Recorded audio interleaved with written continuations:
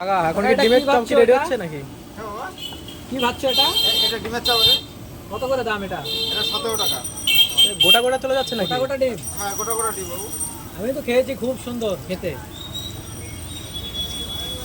কালকেও খেয়েছি, তার জন্য ছুটে আবার আজকেও এসেছি।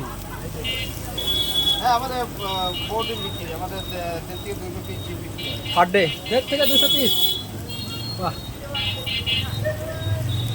আর কি কি পাওয়া যায় এগুলো কি? আমাদের পেঁয়াজি আছে, আলুর চপ আছে, স্যান্ডউইচ হবে, আচ্ছা, ডালের পকোড়া হবে, বেকনি হবে। তোমার দোকানে ফেমাস আইটেম কোনটা আমাদের ডিমটাই বেশি চলে। বেশি চলে?